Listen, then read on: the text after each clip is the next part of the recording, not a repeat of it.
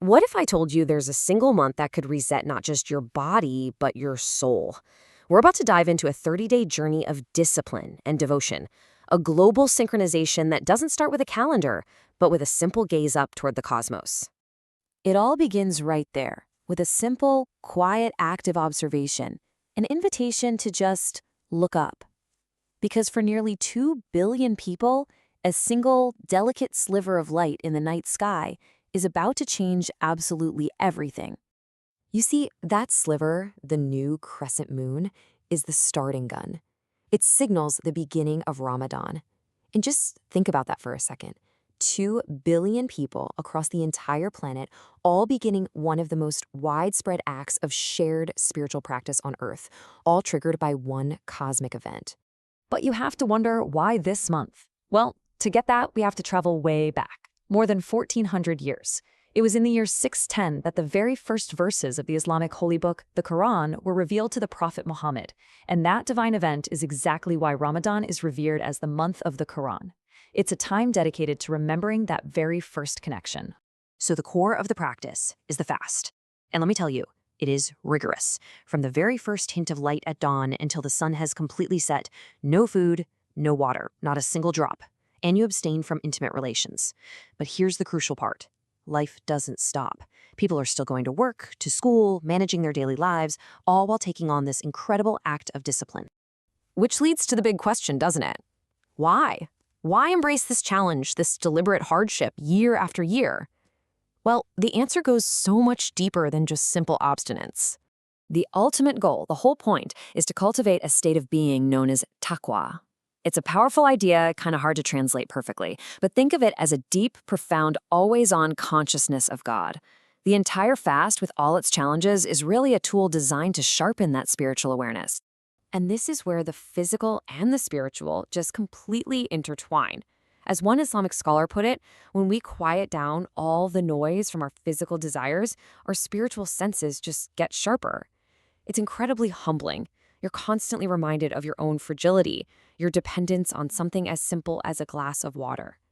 It's an experience designed to break down your ego and build this powerful empathy for people who live with hunger every single day.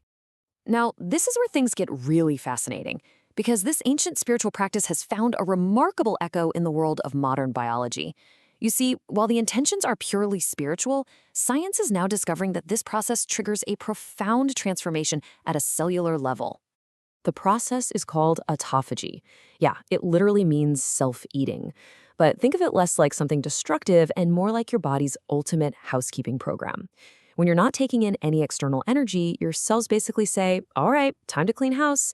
They start breaking down old, damaged, junky components and recycling them for fuel.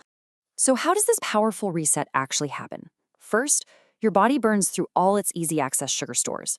Then it flips a switch and starts burning fat for fuel.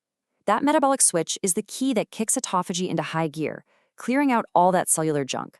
At the exact same time, it boosts a protein in your brain called BDNF.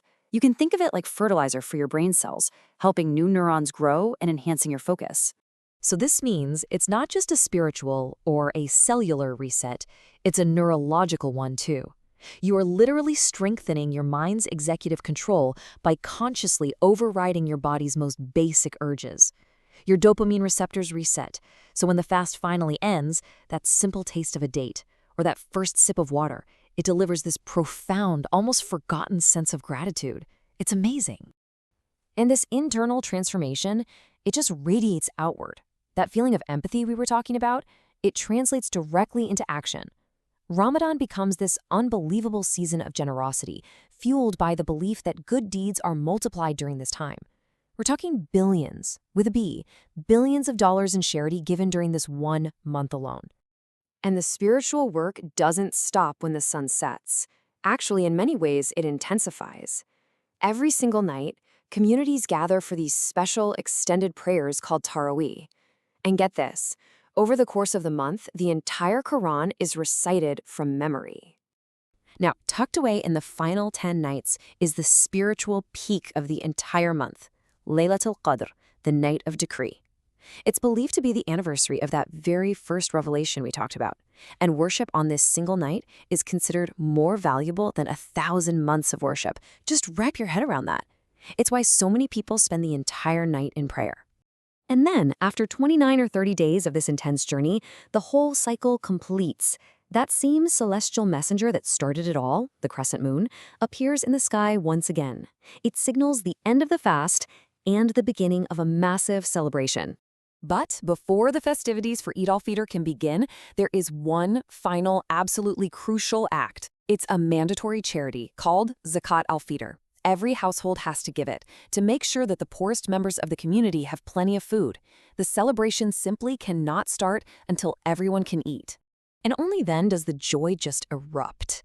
Eid is this festival of immense gratitude. It starts with special prayers, and then it's just a day for family, for visiting relatives in your best clothes, decorating your home, and for kids getting gifts. It's this powerful day of forgiveness and reconnecting with people. You know, there's another fascinating astronomical layer to this whole practice. Because the Islamic calendar is lunar, it's about 11 days shorter than the solar year. This means Ramadan slowly drifts backwards through the seasons. So over a lifetime, a person will experience fasting during the short, easy days of winter, and then, eventually, the long, grueling 18-hour days of summer. Which brings up a fascinating modern puzzle, right? If the fast is from sunrise to sunset, what on earth do Muslims do in places like the Arctic Circle, where the summer sun might not set for weeks on end? The answer actually reveals a core principle of the whole faith. While the rules are strict, their essence is mercy. Islamic scholars have ruled that Muslims in these extreme situations can simply follow the fasting times of Mecca, or even just the nearest country that has a distinct day and night. So, from that first glimpse of the crescent moon, to the spiritual awakening, the microscopic healing of our cells, the global wave of charity, and that final, incredible joy of Eid, this entire cosmic journey is a profound, yearly rebirth. It really leaves us with a powerful thought to chew on. In a world of constant consumption where we're always told we need more, could it be that a month of deliberate denial is actually the deepest and most profound form of nourishment we could ever give ourselves?